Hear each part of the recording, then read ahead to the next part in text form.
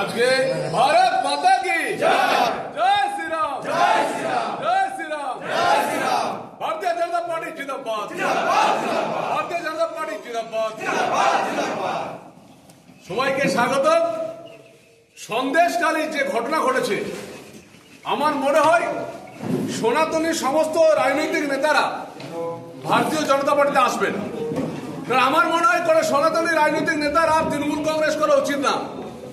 আগামীকাল এই আরামবাগে আমাদের আরামবাগের জেলা সভাপতি বিমান বসুর নেতৃত্বে এবং রাজ্য নেতৃত্বে এবং বিধায়ক সুশান্ত সভার নেতৃত্বে আমাদের এখানে একটি বড় সভা হচ্ছে এবং আপনাদের সবাইকে বলবো, আরামবাগের সমস্ত সনাতনী হিন্দু নেতাদেরকে বলবো, আসুন আগামীকাল আপনারা নরেন্দ্র মোদীর সভায় অংশগ্রহণ করুন এবং এখানে মানুষের সমাগম দেখে মানুষের প্রতি নরেন্দ্র মোদী সরকার যে কি কি কাজ করেছে তার ডাইরেক্ট তার কাছ থেকে শোনার পর ভারতীয় জনতা পার্টিতে আহ্বান করবো আপনাদের সকলকে। নমস্কার। আমরা তো জন্মলগ্ন থেকে বিজেপি, তো গ্রামীণ এলাকা গ্রাম বাংলা থেকে আমরা পার্টিটা করি এবং সাধারণ মানুষকে যে হিসাবে ওরা লুটে পুটে নেওয়ার চেষ্টা করছে তৃণমূল কংগ্রেস। আর মাননীয়া আজ পর্যন্ত সন্দেশখালীতে একটা এত বড় ঘটনা ঘটে গেল, আজ পর্যন্ত কোনো মুখ খোলেননি। এইরকম যে নৃশংস অত্যাচার, অমানবিক অত্যাচার, এই তৃণমূল কংগ্রেসের হাত থেকে বাঁচতে গেলে একটাই পথ আছে, সেই পথটা হচ্ছে বিজেপি। আর এই বিজেপির আদর্শ ছাড়া ভারতবর্ষে কিছু নেই। তো তাই আবার জন্মলগ্ন থেকে বিজেপি করছে, জন্মলগ্ন কেন গেছিলেন? যাওয়ার কারণ বলতে বিভিন্ন দিক থেকে আমাদের নামে অলরেডি তৃণমূল কংগ্রেস বিগত সময় মিথ্যে কেস দিয়ে আমাদেরকে 30টার মতো আমাদেরকে কেস দেয়। 30টা কেসের আমরা আসামি, তো আবার কেস কাজারি কোনো কিছু ভয়ডর আমাদের মধ্যে ছিল। তো যার কারণে সেই সময়টাকে কাটানোর জন্য আমরা না, এটা ভুল কথা। ঠিক আছে, জান আছে তো ইমান আছে বা প্রাণ আছে, ততদিন ভারতীয় জনতা পার্টি আছে। হ্যাঁ, মানুষের সম্মান আছে। মূল মানে রাগটা কার উপর ছিল? বিধায়কের উপর, খানাকুল বিধায়কের উপর? রাগ কারো প্রতি নেই, দলের কারো প্রতি রাগ নেই।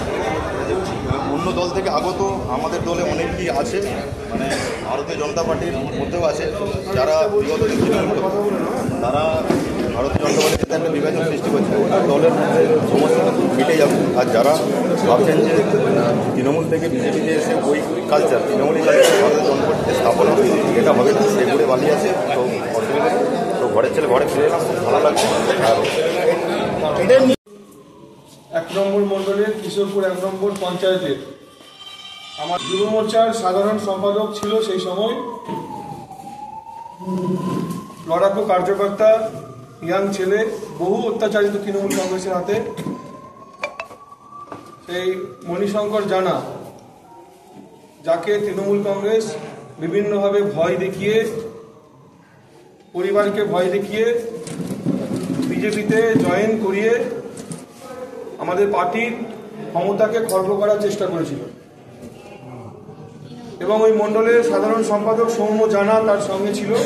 তাকেও ভয় দেখিয়ে, তাদের সঙ্গে আরও 5-7 জন ছিল, তারা আজকে আসেনি, তারা ওদের সঙ্গে আছে, তারাও জয়েন করবে। তো সেই দুজন, মণিশঙ্কর জানা এবং সৌম্য জানা দুজন আবার পুনরায় তাদের পরিবার যেটা ছিল এই বিজেপি পরিবার, সেই বিজেপি পরিবারে যোগদান করছে, পুনরায় ব্যাক করছে।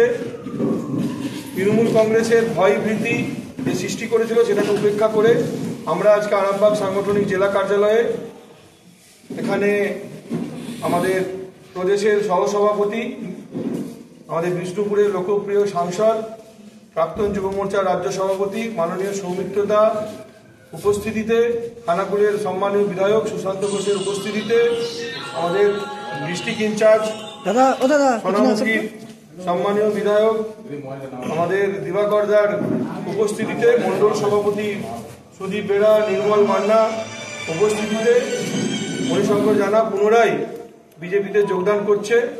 তাই আমি খানাকুলের সম্মানীয় বিধায়ককে বলবো, সৌমিত্র দাকে বলবো হাতে পতাকা তুলে যেতে হবে।